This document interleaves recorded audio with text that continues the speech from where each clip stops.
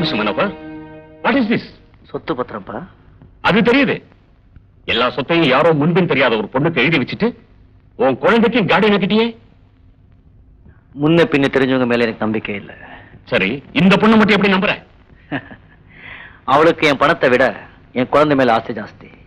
அது ஒரு தடவை இல்ல, பல தடவை பார்த்து புரிஞ்சுக்கிட்டேன். பணம் கைக்கு வந்தப்புறம் அவ தலைகீழா மாறலாம் இல்லையா? சாகர வரைக்கும் எனக்கு உண்மையா இருப்பாங்கன்னு யாராவது ஒருத்தரை கேரண்டி தர முடியுமா உன்னால? மனோகர், அது இல்ல மிஸ்டர் மனோகர். எவனுக்கு வேணும் சொத்து சுகம்? அவன் ஆஸ்தி பூரா எடுத்துட்டு போனாலும் என் லீஸ் பாத. அவன் என் குழந்தை மேல செலுத்துற பாசம் இருக்க. இப்ப புடிச்சிட பாரு நம்ம மாட்டி தானே நம்ம நல்லா தெரியும். ரொம்ப ஆடி இருக்கோம்.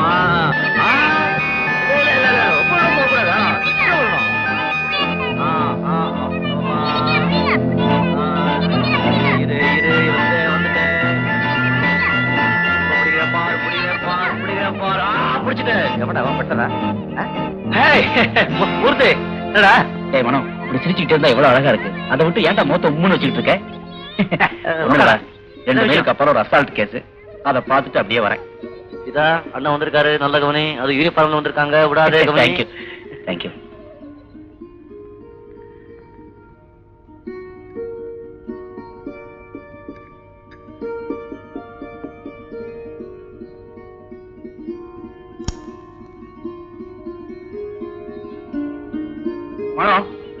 ஐஜி கேம்ப் பண்ணிருக்காரு.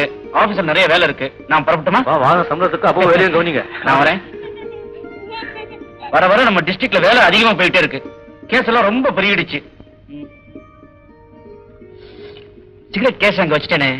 நீர் சீதா, அந்த சிகரெட் கேஸ் கொண்டு வாமா. வேலை ஜாஸ்தியா நிறைய பேர் அப்பாயிண்ட் பண்ணிக்கங்கப்பா. நம்ம நாட்டுல 1.5 செகண்ட் ஒரு குழந்தை பிறக்குது. பாவம் மக்கள் வேலை எல்லாமே அலையுறாங்க. வேலை கொடுங்க. தேங்க்யூ.